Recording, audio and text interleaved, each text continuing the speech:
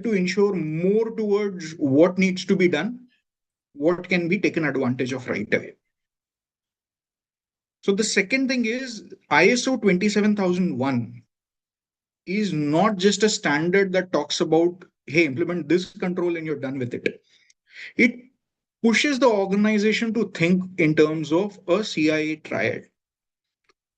What is the data? What is the asset that I want to ensure confidentiality on? What is the asset whose integrity is utmost for me? What is the systems that need to be available with utmost sincerity?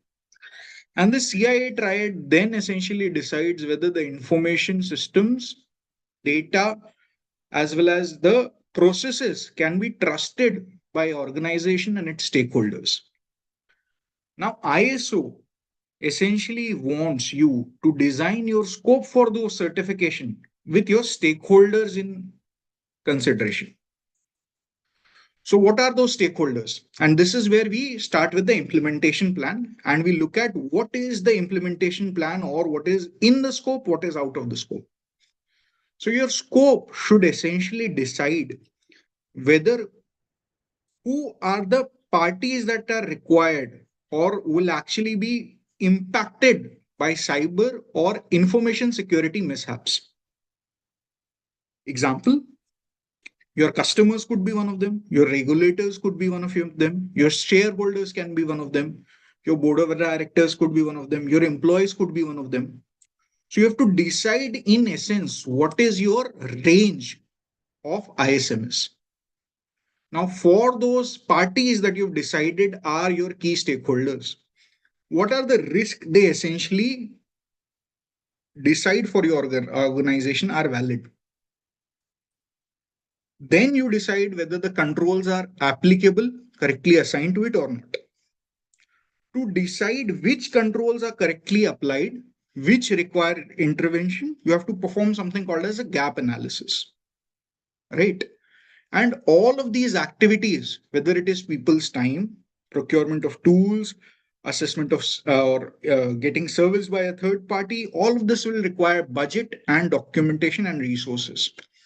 In the last slide, the Plan, Do, Check, Act starts with setting the context and getting leadership buying.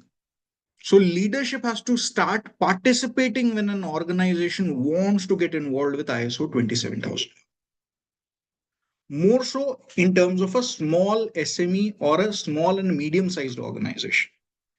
Because this is a time taking journey. If you look at the time that I'm estimating right now, a small organization will nearly take 6 to 12 months to do it. With AI advantage, some of them will be able to do it much faster. With experienced professionals who will be trained, they'll be able to do maybe a bit more faster. But the idea is you have to show reliability. You don't just have to say, this is my documentation, this is my risk assessment, my controls are in place. You have to essentially get it validated internally, present that internal output. You have to get it validated by an external auditor and get a sign off from them as well. All right. Now we'll go step by step in terms of which part of these processes SMEs are key concerned about. Scope. Now, scope decides what gets identified as part of applicable areas for the ISO certification and what doesn't. Now, why is the scope very important?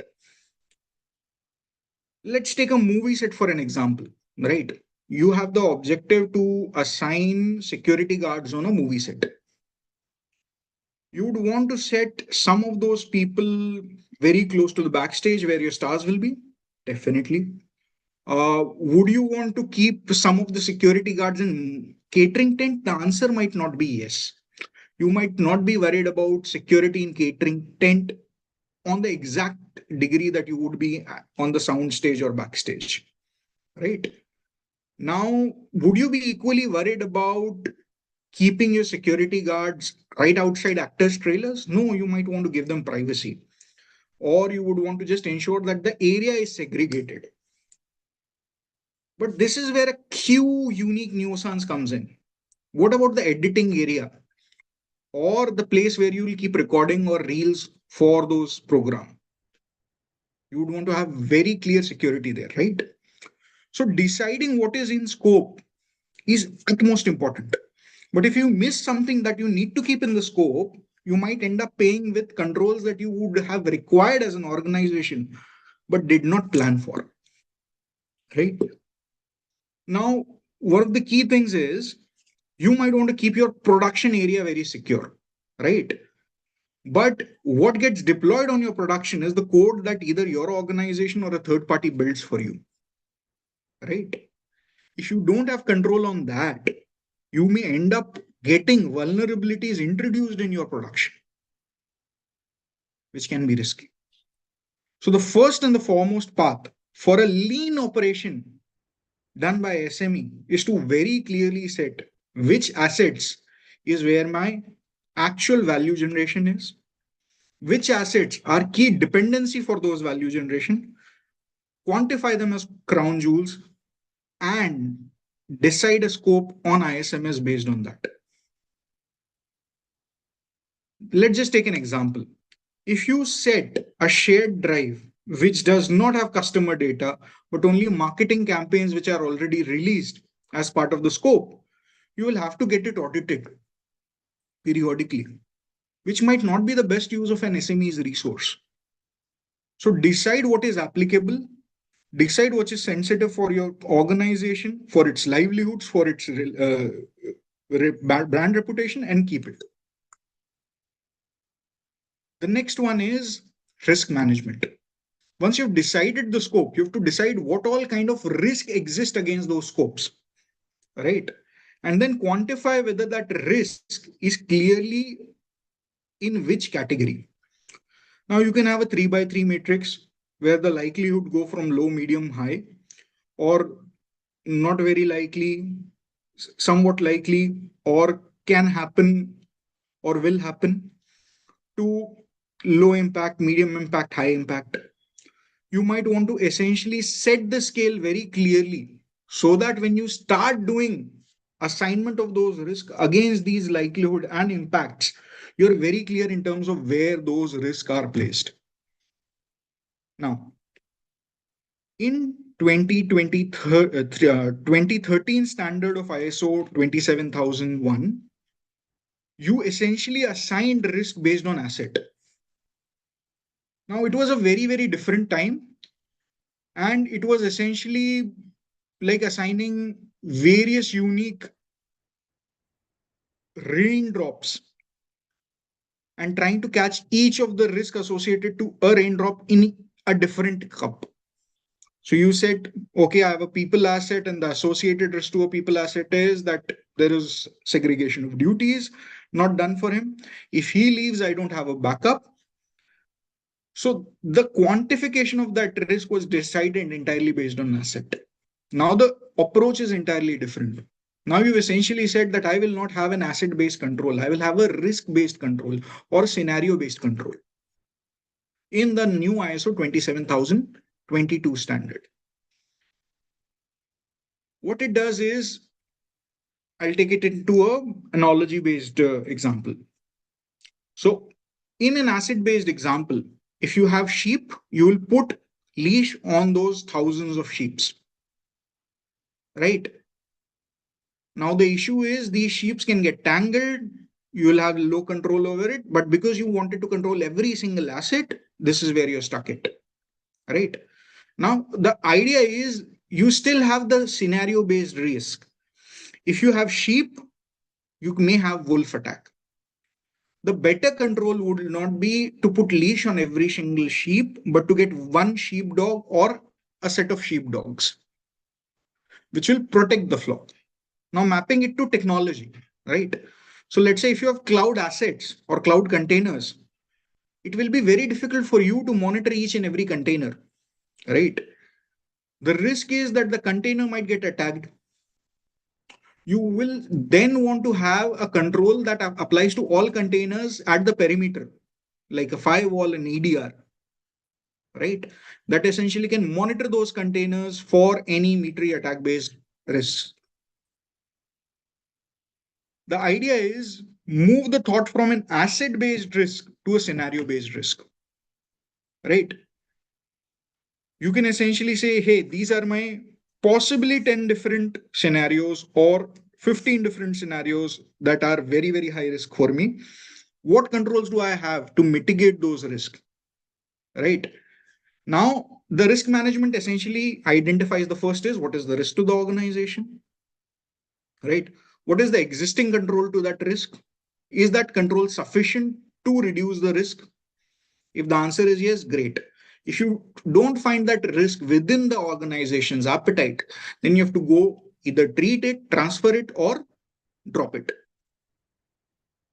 You treat it by adding more controls, more stringent processes, transfer it by making it someone else's problem, right? Like moving from self-managed container Kubernetes ecosystem to a ECS or EKS system, right?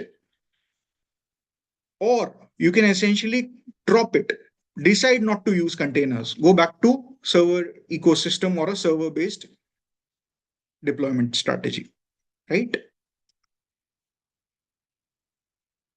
Now we've done risk management. What are the controls that are newly available and are more key to any modern tech business which will operate today? So the first and the foremost which is newly added is threat intelligence. Now you can essentially do it very little as an organization which is subscribed to CISA feeds, analyze those feeds, identify whether they are applicable in your environment or not, operate proactive blocking against known vulnerable IPs, so on and so forth, right? You can do some more, subscribe to a CART service, which essentially evaluates threat against your infrastructure specifically, extend it further, do an even deep dark web monitoring and a brand monitoring ecosystem. So while the control of threat intelligence remains exactly the same, right? Applicability is what the organization decides. And SME have to essentially document that this is their process, demonstrate that their process is sufficient and viable, and they will essentially go through the audit process very comfortably, right? The next one of that is cloud services and cloud security. Now, why is cloud security a very new control introduced is because the utilization of cloud technology is very adamant and very viably visible, right? Had it not been just 2022 of that revision, if it would have been 2025 of the revision, they might have added AI as well. For that, you have another sessions coming up, which is 42001, which some of my industry leaders and veterans will also continue to take in the further part of the series, right? But coming back to cloud security services or cloud service security, right? This ensures what you clearly document as what is the responsibility of the vendor, what is the responsibility of the organization, and in terms of if you have to get out of a cloud SaaS service, what do you do? And this is very justifiably important, right? Let's take an example, right? You have your spouse. You've decided a prenup with the spouse. You essentially have a very clear control in terms of if the marriage does not happen, what happens? How do I exit? What works for me? If you don't have a pre-existing prenup with your spouse, what do? You keep a weekly go bag ready somewhere else, right? So the control expectation is cloud security, or the control expectation is what happens if your spouse decides things will not work, right? The control that you have to apply is based on what you've decided and how you are going to proceed with it. If you plan for it well in advance, if you plan for it today while you're already with the complex issue, or if you are essentially come to a point where you agree that if the cloud service provider goes, I go, then that is risk acceptance. You've accepted the risk that this is what will happen. right? Either way, document it clearly is what is the requirement of the standard. The last is configuration management.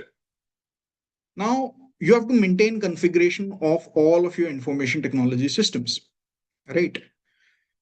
You have to ensure secure defaults. You have to ensure all of the systems are working and operating with a viable, secure baseline.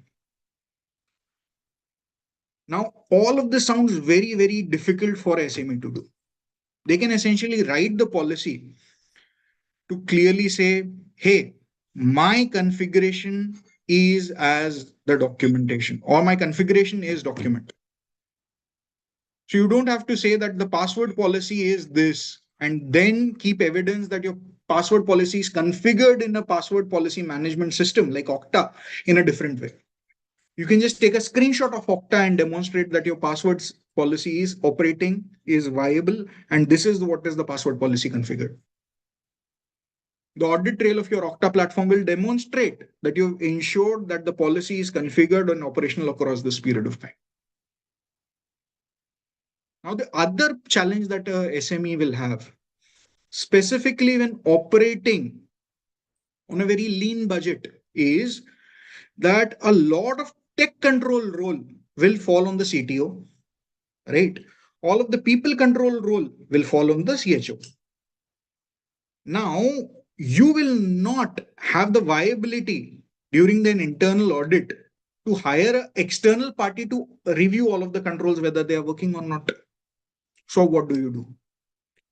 You will essentially say, hey, let my CTO review all of the people control as internal audit, and let my CHO or head of HR operate all of the technical controls audit. Now, it sounds very weird, but I'll take an analogy to explain this, right? Let's take an example of a restaurant. Now, a chef, who's the CTO equivalent, is responsible for cooking. His cleanliness is what he is expected to operate with, right? And your meter D is your operations role. He's expected as a control head somewhere else. But to ensure that your kitchen is clean, your maitre d just has to walk in a couple of times to ensure that the kitchen looks clean. Because a spotty knife or an unclean knife in the kitchen table might not bug the chef much, because he has to ensure that the food gets to the table on time. But when the maitre d comes in to validate it once or twice, he'll be able to pick it up, right? He'll be able to check the temperature of the refrigeration, even if he's not required to build or create a souffle for me. The second part of it is, hey, for me to implement all of this, I will essentially need a full-time CISO, a person who's very expensive, a person whose expertise will be available and may not be used entirely, because of my business objective is not to run cybersecurity. My business objective is to do business. So for organizations like SME, you may not need a full-time CISO. Take a fractional CISO. Take a virtual CISO who will operate a few hours a month with a very clear objective to get you passed through the assessment, to ensure that your processes, your systems are operating clearly, that the management gets clear visibility on with the maturity it needs to, and you don't spend a bomb on hiring him full time. Makes sense, right? Now, audit process is not a test, but it does feel it like it. Because till now, you've essentially set your internal processes, right? You've done everything as part of discover, scope, risk assess, manage, and then drafting all of your policies, drafting all of your fixes, creating awareness, getting all of the internal reviews done. But now someone will have to come, review it, and give you a sign off. Right? So this is the part where we've come back to. The first part is grade your own homework first. This is where I said, ensure that either by an external party, you validate how you're standing against the ISO standard. The next, let your leadership know. No ISO implementation in any organization, be it small, medium, large, operates without leadership buy-in. Leadership does not just have to go sign a check for its cost, but also have to sit and make decisions where decisions will be required to be made. Leadership will have to monitor, as part of the requirement of the process, performance of the ISMS. The next part now, which is stage one audit. You've hired an external auditor. They will ask for you to submit all of your documentation.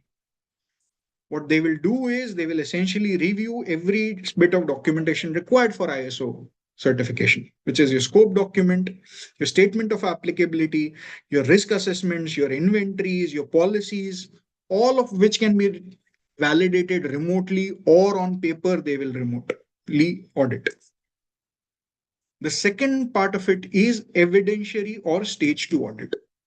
This is where they will either ask you to demonstrate a control operationally viable, either by its repeatability or by its sample logs, or by ensuring that there is sufficient control validated and auditable entries against that. Once the stage two audit is also done, you have output of an audit.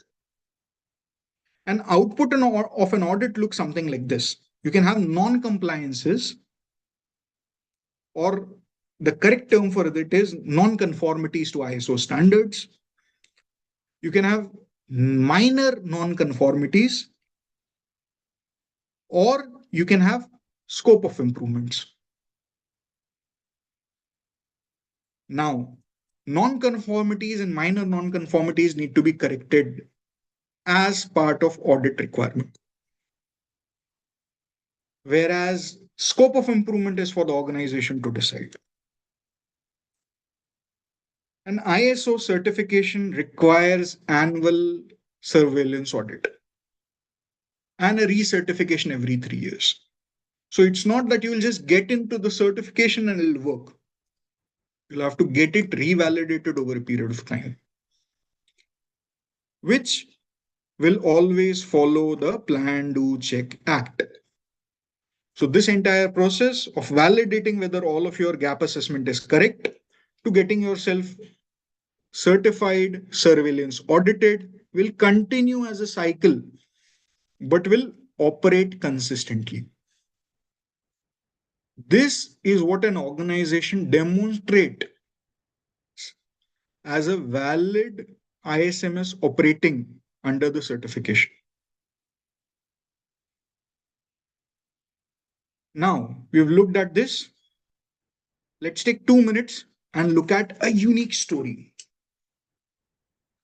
Now, this is not my story. This is one of my professional networks. This is one of a colleague from the professional network who has posted the story. So in an audit, when they went and looked for what security measures are available for a production database, IT said it's managed by a cloud vendor. When they looked at the vendor's contract, it says responsibility of customer to maintain security of its own data. When they went to business, business said IT handles everything technically. No one was wrong here. But the problem is that security controls have been missed. If something happens to that production database, who is responsible? Now, the problem here is ISMS or ISO standard puts the organization or owners in the leadership of the organization. They are finally responsible. And this is where the problem is. Well, we've looked at the whole process, the things that an SME have to look at, what they can do to do it quick, what they can do it to do it fast, what they can do it to ensure that they are compliant. There are pitfalls, right? And this is what is the key out of this entire training session. If you were not listening for the last 30 minutes, no worries. Open your ears now. You have to ensure that you do very, very clear scoping. For an SME, if they don't do clear scoping, they will fail in assessment. Why? Because either they'll fail too much time, the organization will decide, hey, getting this assessment or getting this certification is not worth my time. It burns my team, my machines, my systems out. Let's not do it. The second thing is you need leadership to participate in this. They will not just provide you funding, they will need to be viably present. You have to even tell your leadership what is expected out of this certification to them. You have to ensure that all of your employees in this certification process are trained on a baseline understanding of cybersecurity. What are their expectations as employees in this organization or in that organization in pursuit of cybersecurity? Because cybersecurity is a team sport, it's not an individual sport. Asset based issues or asset based risk assessment, it burns it out. I've already discussed this earlier. The last point is if you decide to do it all by yourself, you have to decide whose time is more expensive. A professional who will come do it quickly for you, or a internal competent viable resource whose skill may not match to it but whose time will get over consumed by this activity, right? The next part is documentation bloat. 100 different organizations will have different ways to get certified to ISO 27001. They will have generic templates, they'll say you go use. But if you create every single policy type viable, instead of looking at control based policies, you will bloat yourself with what is required as documentation for the standard, which will might not be even required. You have to show or demonstrate compliance to very clear controls. You don't have to show compliance to anything out of the ordinary, right? The next, automation complacency. Your tools will give you result, but don't rely on them blindly. If a system works and it is not validated, you may have a challenge. Quoting from the same colleague, if you have a backup in place, which consistently do backup, but you've never recovered from that backup or you've not essentially tested that backup whether it provides reliable operation at time of problem, then you will not know whether that backup is reliable or not. The last bit of it is we live in a cloud era. We rely on SaaS service providers. Our CRM will be Salesforce, right? But if we don't extract our customer list weekly and keep it on a separate location outside of Salesforce, tomorrow if Salesforce decides to blacklist you or you cannot afford Salesforce and you have to exit out, you will be in a hurry. You will not have a planned exit plan. So plan for it. This slide overall is what is at most important as an objective output of this session, nothing else.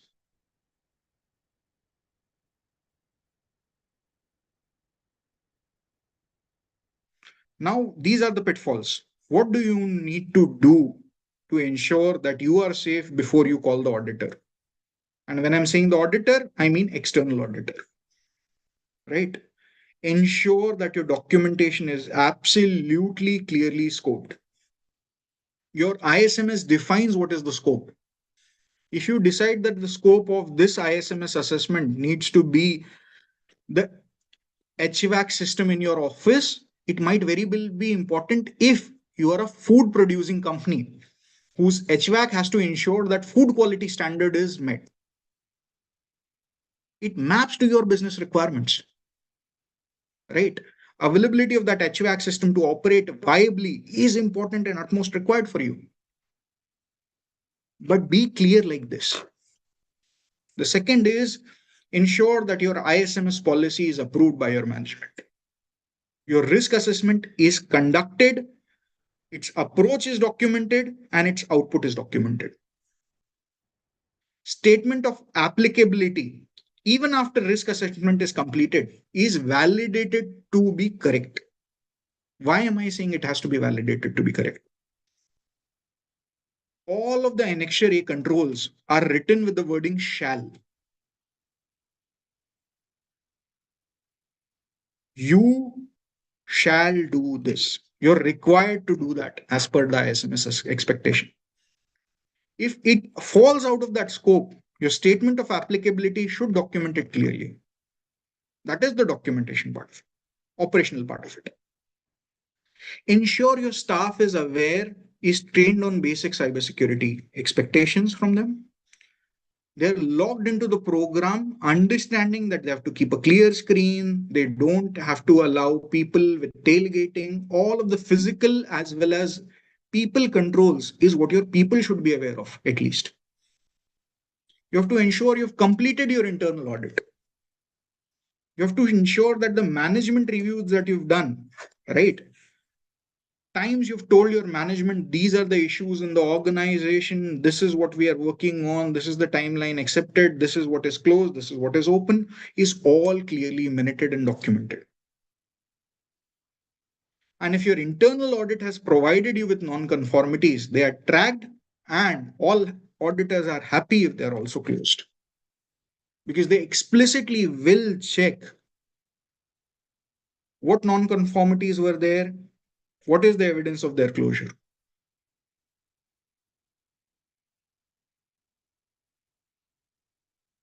Now we do have some time. These are the 37 organization specific controls. These are the 8 people specific controls. These are the 14 physical controls. And these are the 34 technology level controls. This is all from my side. I think I've closed just in time. We are open for questions. Sure, Vinay, thank you so much. And yes, like if you would like to give any more information, that's absolutely fine. Otherwise, yeah, like I can open the floor to the question and answers now, whatever that works best for you. I'll quickly unshare the screen. Okay. Let's take the questions. Okay. So, participants, the floor is now officially opened for the question and answer session. If you have any questions, you can drop them right in the chat box and it will get you a chance to, yeah, I guess there are questions coming now. Okay. Show me people controls and how many total controls there are. Okay. Oh, can we do one thing? Gauri, can you do step by step on questions and we will answer them and we'll demonstrate Yes, them of course, if of possible? course. Yes. So the Uh, first one that we have right now is show me people control and total how many control in total. okay, so if I have to go back to how many controls are there in total, you have 93 controls across these 4 themes, right? Control for your organization, which is policy level controls, people level control, physical controls, and technology control, right? Now, these are people level controls.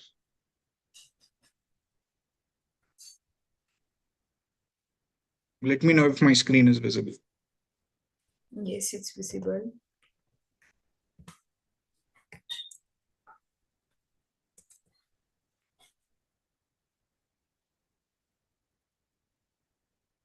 Now, I have just put the keyword for that control, right? The actual ISO documentation will go on and explain what is the expectation of that control as well. So let me quickly read some out for it, right? So let me quickly just read it out for 6.4.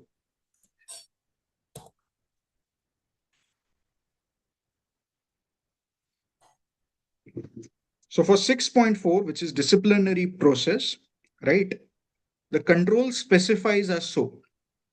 A disciplinary process shall be formalized and communicated to take action against personal and other relevant interested parties who have committed an information security policy violation.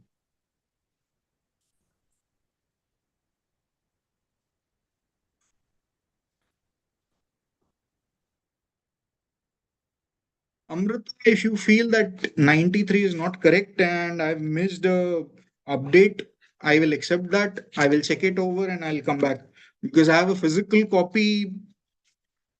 I might have missed it.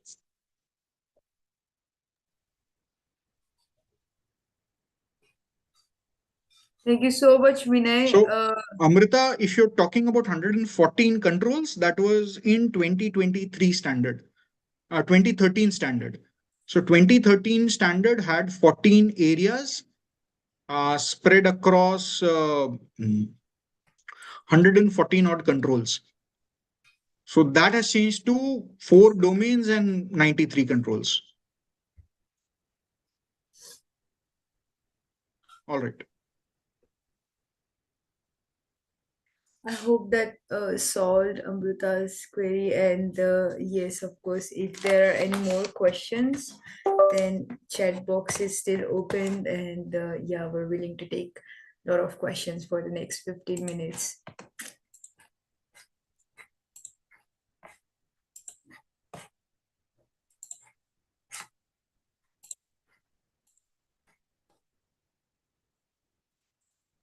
We're also having a few of the questions coming from the live stream, which I'm going to be reading out.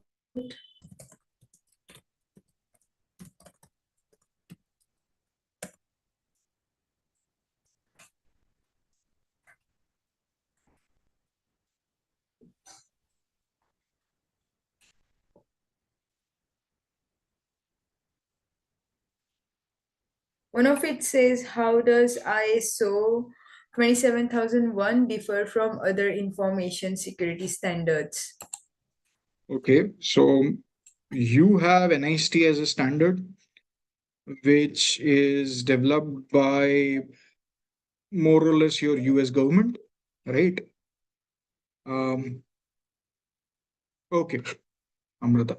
Noted. So you have NIST as a standard, right? You have other compliance standards that you can essentially look at. Your country might have a very specific standard, right? Um, Coming from India, I have IT Act of 2000, right? Which is a national standard for me to adhere to. When I write my ISO document, I'll have to be compliant to that. If you are in industry sector, let's say you are in banking in India, you have RBI as an auditor, RBI as a regulator. RBI cybersecurity standards apply to you. So your regulators decide standards for you. International bodies like NIST, ISO will create standards for you. As an organization, you decide what is applicable for you or not, or your regulator and your sovereign decides what is applicable to you. But if you are documenting for ISO 27001, you are in a sector which has a regulator, you are in a sovereign that defines cybersecurity expectations, your ISO policy has to include compliance to that as well, because it's a regulatory obligation and they are a stakeholder in your policy or ISMS implementation.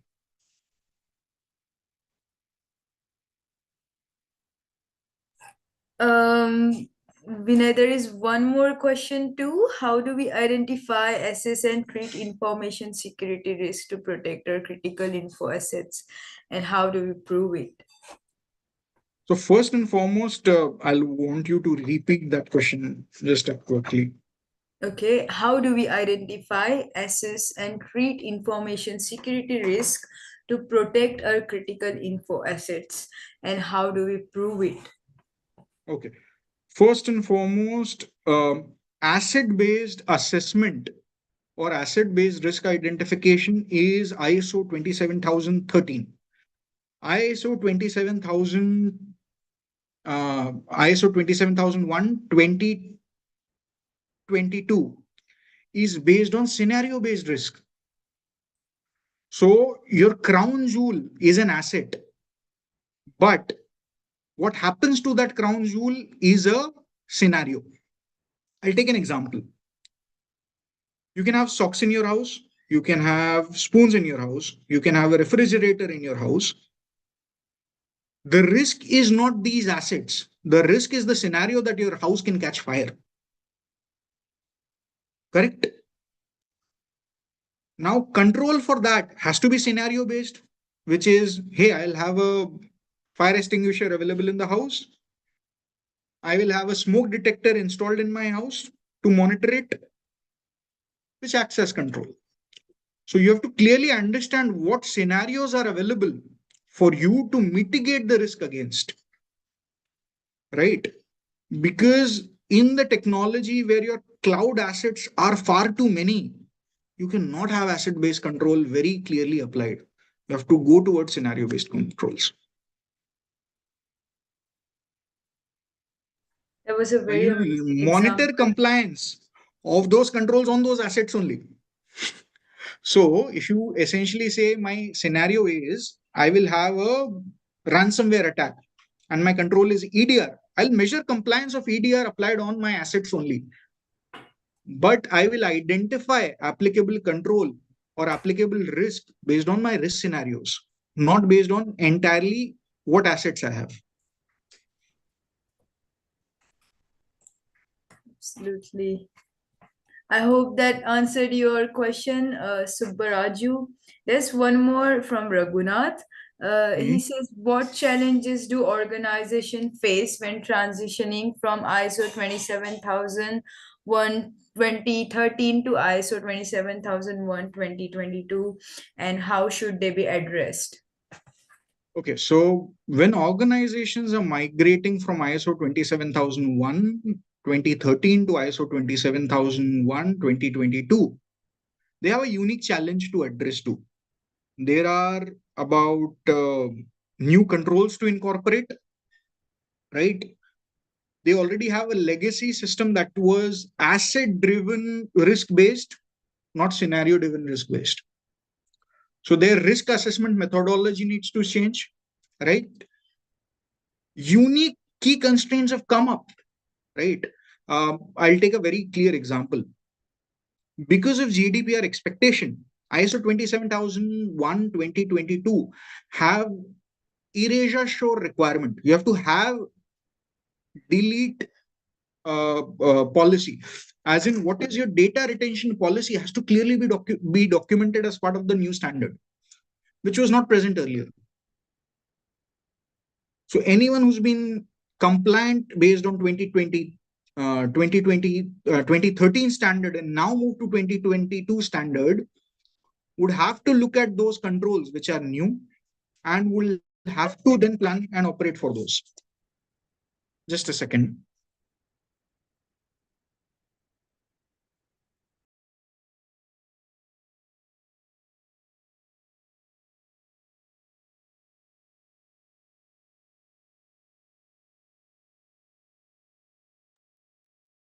All right. So sorry for that. It's all right. Um, so you have to specifically look at what controls have changed, what expectations have changed in the policy, right? It does help to look at the slide that I've presented, because the new controls I've put on with the bracket new.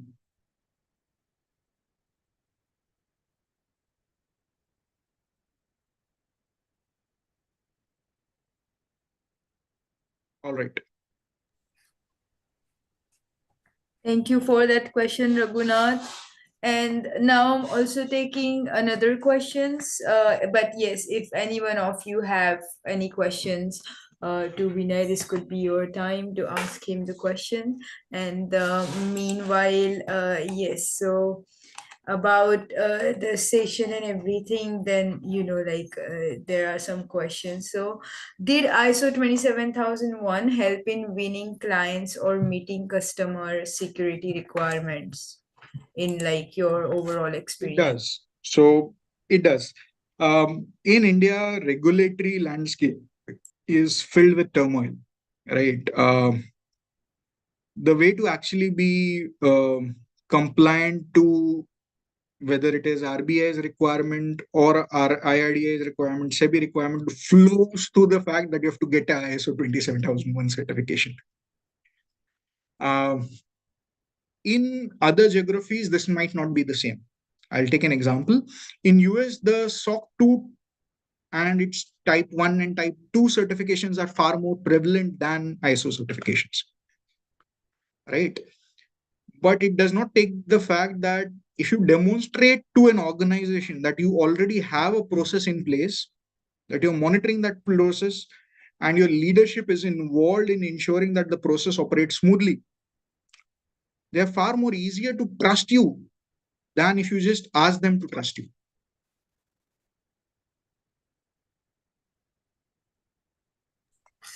Thank you so much for that answer, Vinay. That was very straightforward, and of course, with the example itself. Yes, so I guess we don't have any more questions coming up. So yes, thank you everyone once again for joining this session, and especially a very big thanks to you, Vinay, for making this session so insightful and giving us all your expertise and experiences that you have had. And before that, like, would you like to make any final statement? So the journey might test you, but do it anyways. Of course. Your customers might be sleeping with ease once you do it. Your stakeholders might be. Yes. So thank you so much for that. And yes, I do have some announcements to make before we head off. And I'm also sharing Vinay's LinkedIn once again in the chat box. So you can, like, whenever you have any questions, feel free to reach out to him. I'm sure he will be more than happy to help you. Now, if you're ready for certification, you can opt in right now from our website. We're giving a complimentary coupon code to all the participants, which gives you 20% discount. I'm sharing the link along with the code in the chat box, so don't miss out on this offer. And yes, once again, like, I would like to introduce you all to GSDC's new launch of our utility tool. Many participants are already exploring it, as it's designed to make our job hunting journey much easier.